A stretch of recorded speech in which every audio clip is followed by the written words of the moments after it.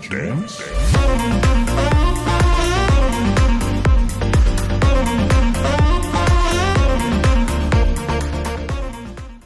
Halo Z-Friends, masih dengan saya Zoya Amirin dan Mas Tommy. Kita masih mau melanjutkan pembahasan sehubungan dengan narkoba gitu ya. Sekarang ini narkoba itu masuk DSM apa enggak sih Tom? Masih, setahu gue ya. Masih masuk. Itu jadi yang bikin ini masuk DSM sebenarnya karena perilaku adiksi Iya. ini kan ya. Iya, betul. Gitu. Jadi DSM itu adalah Diagnostic Statistical Manual for Mental Disorder. Saat ini kami para psikolog dan psikiater seluruh dunia menggunakan DSM 5, di mana DSM ini adalah acuan bagi kami untuk mendiagnosa perilaku-perilaku penyimpangan, gangguan gitu ya, dan segala macam. Dan ternyata perilaku adiksi memang masih ada di sana gitu. Cuma pembagiannya gitu yang lebih detail dan segala macam mungkin nanti kita akan juga bahas sama Tommy, karena kita akan membahas mengenai rehabilitasi. Udah pasti ketika masuk rehabilitasi akan ada diagnosa di sana ya Tom ya gitu. Boleh cerita dulu nggak Tom sebenarnya sebelum lo akhirnya begitu lo sudah nggak pakai lagi gitu ya, lo keluar dari rehab, itu lo sekolah atau gimana tuh sejarahnya? Atau lu sekolah dulu terus akhirnya lu masuk rehab, atau lu sambil masuk rehab lu sekolah gitu? What did you do gitu? Sebetulnya masuk rehab dulu baru sekolah. Oh, oke. Jadi gini, sebelum masuk rehab saya bingung juga mau kuliah apa gitu loh. Maksudnya mau sekolah apa ya? SMA juga berantakan, pindah-pindah terus gitu kan. SMA pindah-pindah terus. Nah, pas lu kuliah kan di psikologi kan? Kita iya, kan di psikologi kan sama-sama. betul. Oh, by the way kita sama-sama di psikologi. Wih. Nah, terus setelah selesai rehab itu baru saya berpikir kayaknya waktu itu Indonesia itu masih sedikit orang-orang yang profesional berkecimpung di bidang drug addiction gitu. Yeah. Nah, akhirnya saya berpikir Profesional dalam arti yang benar-benar kredibilitinya ya, ada gitu. ya. Ya, sama sih waktu saya masuk seksologi juga begitu, banyak ngasih seks edukasi begini begitu, apalagi dokter-dokter yang ngomongin tentang seks tapi bukan berarti mereka itu profesional bersertifikat. Itu loh yang dimaksudkan Mas Tommy. Jadi banyak yang berkecimpung di bidang ini ya, di bidang rehabilitasi dan sebagainya, tapi yang benar-benar yang namanya konselor adiksi dan bersertifikasi itu sebenarnya belum ada ya pada waktu itu kali ya Tom ya. Ya sebetulnya Sekarang pun ada. Sekarang sih, sudah tapi, ada. Sekarang udah banyak. Sekarang udah cukup banyak. Karena udah banyak sertifikasi yang misalnya dibuat oleh BNN sendiri. Betul. Kayak misalnya kalau Anda adalah salah satu konselor di BNN, itu pasti mesti mengikuti beberapa prosedur tuh, agak-agak ribet. Meskipun saya misalnya sebagai psikolog, ketika saya akan bergabung dengan BNN dan sebagainya, itu mereka ada pelatihan tersendiri khusus untuk mengatasi narkobanya ya. Betul. Dengan culture, budaya, dan beberapa kebiasaan-kebiasaan orang Indonesia ya. Itu sangat-sangat pengaruh soalnya. Nah terus akhirnya lu masuk, lu jadi dari psikologi itu lu udah ini dong, udah keluar rehab atau? Udah keluar rehab. Udah keluar rehab kan pas masuk psikologi kan? Jadi justru saya berpikirnya gini, Indonesia itu kan saat itu masih belum, saya ngelihatnya sekolah apaan nih, orang Indonesia nggak akan ngerti kalau misalnya sekolah ini sekolah tentang kecanduan narkoba, sekolah apaan tuh gitu kan? Pasti nggak akan. Apa nih? Terus saya mau cari kerja di mana gitu kan? Nah, akhirnya saya berpikir karena Indonesia itu masih mengakui sebuah universitas gitu ya, jadi ya mau nggak mau saya masuk psikologi gitu loh. Jadi dan even better sih, artinya pada akhirnya saya mengerti semua kenapa kemarin saya diperlakukan seperti itu, teori-teori apa yang dipakai di dalam sebuah rehabilitasi secara saintifik gitu. Nah, pada akhirnya saya lebih mengerti tentang itu, dan pengalaman saya itu sangat membantu saya melewati masa-masa perkuliahan sesungguhnya. Jadi banyak soal-soal gitu ya yang diberikan oleh dosen yang saya pikir ini sebetulnya ini nih gitu, saya sambungin ke pengalaman kejadian yang real gitu loh, dan akhirnya kita menganalisa situasi yang terjadi atau gitu loh Z-Friends. That's why kenapa gue temenan sama dia, kita sama-sama berobat jalan waktu kuliah sebenarnya. Kayaknya makin banyak yang jago karena makin banyak mengatasi problem kali dalam hidupnya ya Tom ya. Kalau mau dilihat teman-teman yang gitu. Nah terus lu ambil S2 kan akhirnya Tom?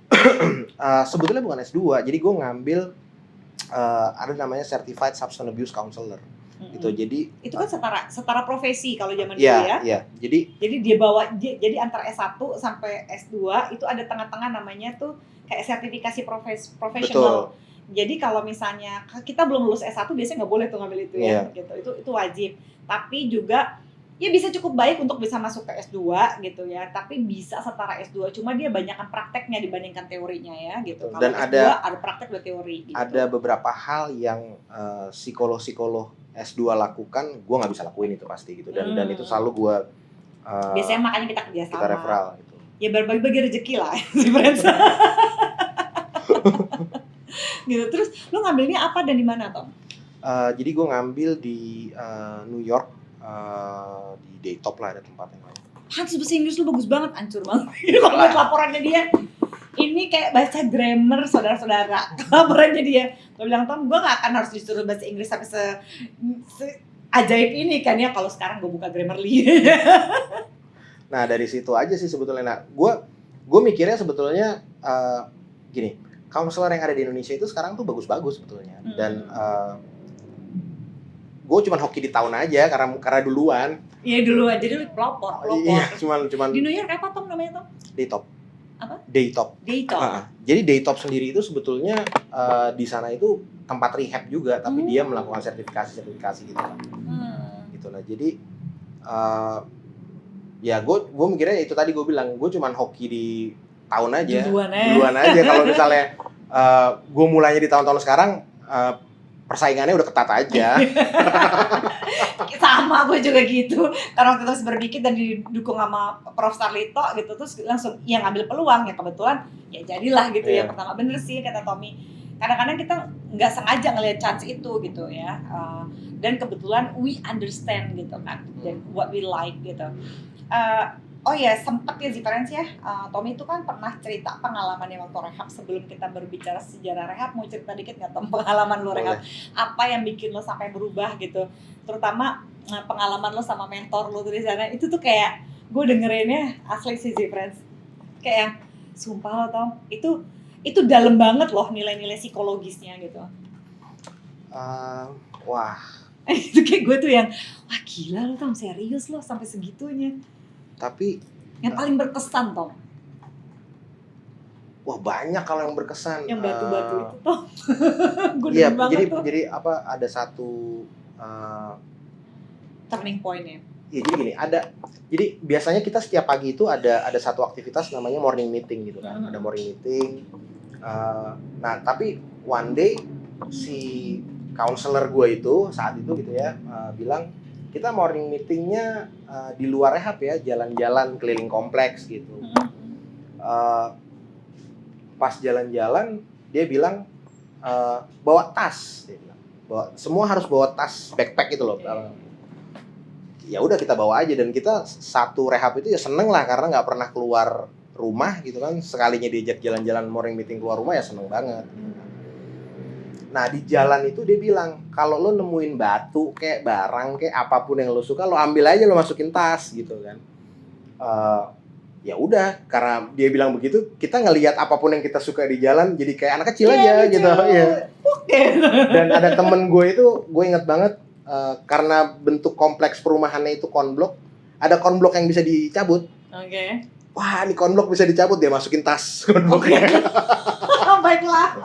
Dia masukin tas gitu konbloknya. Nah, udah nih ya, morning meeting kayak biasa aja. Jadi gitu. Kayak bunga apa gitu.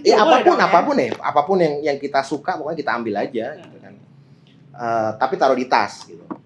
Nah, setelah selesai morning meeting, balik ke tempat rumah gitu ya, balik ke rumah. Si counselor ini ngomong gini, "Oke, karena lo selama perjalanan tadi sudah mengambil hal-hal yang lo suka dan sudah lo masukin ke tas. Jadi gue minta untuk 1 bulan ke depan di rumah lo hidup dengan tas itu, nggak boleh dicopot kecuali tidur."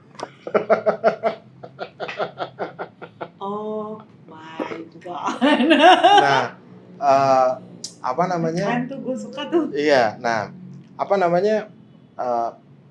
Tapi awalnya kita semua tuh kesel gitu ya. Ngapain gue ngambil ini? Dan yang paling lucu adalah yang temen gue ngambil konblok tadi itu. Itu masih makan belakang sebulan loh. Berat, jadinya berat Oh my kan God. gitu kan. Nah, tapi di situ pada akhirnya at the end of month gitu ya, kita belajar kadang dalam hidup itu gue suka ambil beban orang lain yang harusnya bukan porsi gue aja. Gue cuman karena gue suka gue ambil aja gitu kan. Jadi perasaan orang lain lah gue ambil gitu loh. Terus tanggung jawab orang lain lah gue ambil. Jadi kayak control freak juga kadang-kadang kan. Terus ada yang harusnya itu bukan porsi gue, nggak gue ambil ya gue ambil juga gitu kan. Nah, tapi dari situ gue belajar. Nah, Gue suka banget ini cerita. iya. Nah, terus apa namanya? Tapi itu berpengaruh banget sama gue sampai hari ini gitu. Artinya gini, yang paling jadi gara-gara itu yang sangat berpengaruh sama gue hari ini, sampai gue itu kadang-kadang suka dibilang nggak peduli. Jadi misalnya gini, misalnya kan sekarang ini kan gue misalnya Lu dibilang gak peduli. nggak gara-gara itu, tapi kan orang nggak tahu gitu loh kenapa gue sebetulnya bukannya gue nggak peduli gitu loh, cuman gue tidak gue dalam bahasa gue bercandaan untuk diri gue sendiri, gue selalu bilang abaikan saja. Bukannya gue nggak peduli, jadi kalau gue dengar sesuatu ya gue abaikan aja lah gitu loh, nggak penting buat gue gitu. Nah jadi I think itu juga yang membuat lu berhasil di pernikahan lo ya, Tom. Nanti ya sih, Fred, sabar. Gak mungkin ada saya kita nggak ngomong relationship, oke? Nah terus apa? Jadi misalnya ya namanya kehidupan kantor ya, misalnya di kantor gue nih gitu kan pasti ada aja gosip kan gitu. Antar meja aja punya ada gosip, si ini begini, si ini begini gitu ya. Nah jadi gue menjadi orang yang terkadang tuh paling telat tahu itu. Jadi emang ada apa? Kenapa gitu ya? Oh ya udah. Gitu. Jadi lu kayaknya nggak pedulian banget gitu. Bukannya gue nggak pedulian, karena gue nggak mau ambil beban itu. Dalam hati gue selalu jawab. Gitu. Karena It makes sense ya. iya, karena gue mikirnya gini ya. Ini nggak ada kaitannya sama pemulihan sih. Cuman kan pada akhirnya recovery journey itu membawa kita ke dalam real life gitu kan. Nah, di dalam real life itu ada banyak isu yang mesti di-solve, komunikasi, hubungan sama orang gitu ya. Nah, semakin banyak kita ambil beban, itu akan merusak hubungan juga gitu. Misalnya ada si A gosip tentang B, gue dengerin A mulu, ntar lama-lama asumsi gue terhadap B jadi negatif, gue sama B jadi jelek, kan itu akan Lu ngambil beban-beban yang nggak perlu. beban nggak perlu gitu ya. Nah jadi ya that's right. itu pada akhirnya gue belajar, awalnya cuma gara-gara si batu itu tuh yang suruh ngambil di tas gak penting. But it is ya, it Iya. is.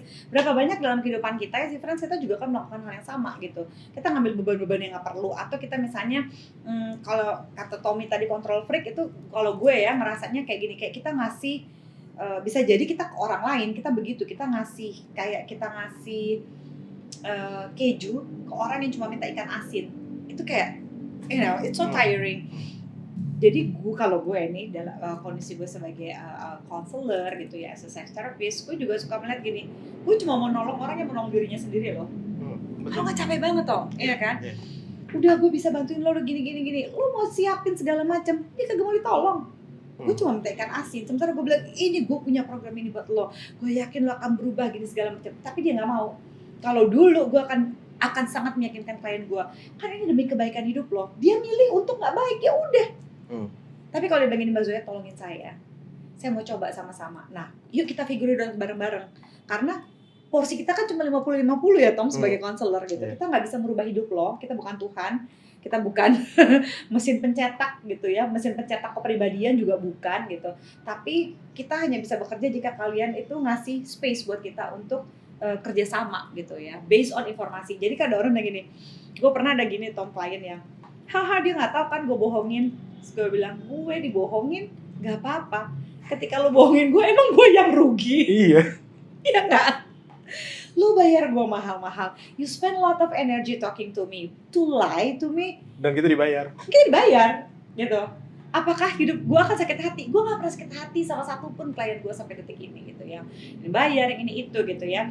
Mungkin agak nyesek kalau misalnya ada beberapa klien kan yang memang asik dan segala macam, apalagi cewek gitu kan, kita jadi temenan gitu. Itu memang agak susah boundariesnya untuk dijaga gitu ya. Paling kadang-kadang kalau mereka misalnya melanggar boundaries persahabatan ini yang agak-agak oh gitu, oke gitu ya. Tapi kalau misalnya bisnis, profesional itu kan jelas. Ketika tadi kayak gitu-gitu, lu kan dibohongin. Juga sih, gue gak merasa rugi, gue gak mau ngambil beban itu kali. Tapi waktu Tommy ngegambarin kayak gini, oh iya gitu. Yang namanya anak kecil itu kan polos ya. dan dia pasti akan selalu berpihak pada kebaikan gitu. Ini bodoh dan nggak bodoh aja gitu ya. Ini mindset gue doang. Jadi itu membalancing gue untuk tidak jahat dalam keseharian. Do you want to dance?